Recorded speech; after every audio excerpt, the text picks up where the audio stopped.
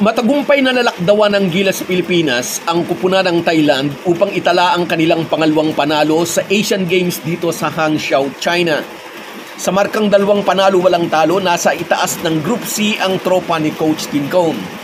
Pero may laro mamayang 5:30 ng hapon ang kupunan ng Jordan laban sa Bahrain at malamang sa malamang, madali ring maididispatcha ng Jordan ang kupunan ng Bahrain.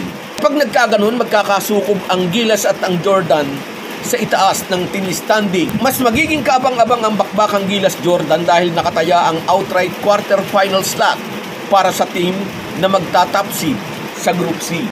Yan at maraming iba pa ang ating pag-uusapan, kaya panoorin nyo ang bidyong ito hanggang dulo. Pero bago ang lahat, kung gusto nyong suportahan ang ating channel, please like and subscribe. Malaking bagay na po yan sa aming mga vlogger. Sa mga nag-subscribe na, maraming salamat. At sa mga hindi pa, salamat sa pagdalaw ninyo dito sa ating channel. Muling pinangunahan ni Justin Brownlee ang opensa ng Gilas Pilipinas upang makuha ng ating national team ang panalo laban sa kupunan ng Thailand. Nabulaga agad ng mga Thailander sa pangunguna ni Tyler Lamb ang Gilas at sa first quarter ay agad nilang iniwan ng 10 puntos ang mga Pilipino. Ngunit pagkatapos tumawag ng timeout ni Coach Tim Cone, nagsimulang mangagat ang nakakasakal na depensa ng Gilas, Tim Cone style, at nagsimulang makahabol ang ating national team hanggang dahan-dahan na nilang iwanan ang mga Thailander.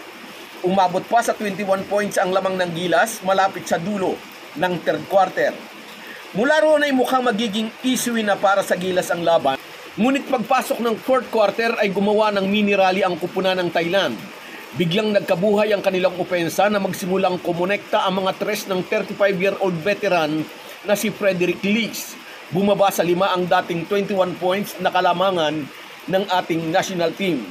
Sa puntong ito ng laro, may mga Gilas buzzers na pumapalakpak habang nanunood ng laro sa kanilang mga bahay, naghihintay na masilat ang tropa ni Coach Tim Cone. Ngunit binasag ni Ants Kwame ang mahabang run ng mga Thailand na walang sagot ang mga Pinoy, na sinundan ng isang long shot ni Justin Brownlee upang lalong magkaroon ng separation. Pero ayaw pa ring papigil ni Frederick Lees kahit may gwardiya ay naipapasok ang mga tira sa tres. Ngunit habang numinipis ang oras ay marami ng desperate shots ang ipinupukol ng mga Thailander. At nang tumunog ang final buzzer, lamang ng 10 puntos ang Gilas Pilipinas. 2 panalo na ang naibulsa ng ating national team. Habang lumalalim sila sa torneo ay palakas ng palakas ang kompetisyon. Masasabi natin na parang warm-up lang para sa Gilas ang naunang 2 laban. Sabi nga ng isang commenter natin dito sa ating channel, pipitsugin po ang Bahrain, pipitsugin din po ang Thailand. Sa Jordan, let us see. Good luck, Burang Gilas. Obviously, Pinoy ito pero halatang halata na gustong matalo ang Gilas. Nakakalungkot pero marami ang ganitong Pinoy. Numero 1, talangka.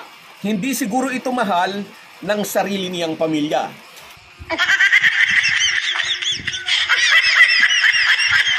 Anyway, tayong mga supporter ng ating national team ay nagdadasal na sana'y maging matagumpay ang misyon ng Gilas Pilipinas.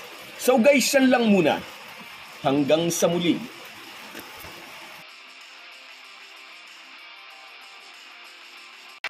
Bago tayo magpaalam ay mag-shoutout muna tayo.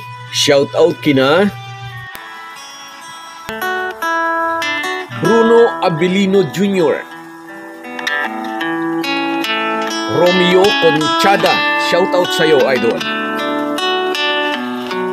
Wendell Bagsak, shoutout din sa'yo. Jonis Diasis, Benedict,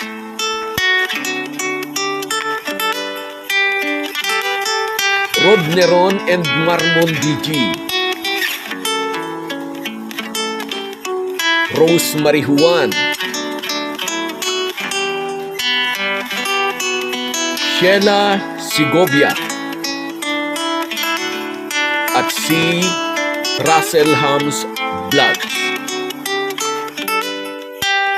Lahat po tayo ay may kanya-kanyang pinagkakabisihan, pero bigyan din po natin ng panahon ang espiritual na pangangailangan ng ating puso. Mag-ukol din po tayo ng panahon sa salita ng Diyos. Isang paalala po mula sa inyong Halo-Halo Sports Republic. Salamat po.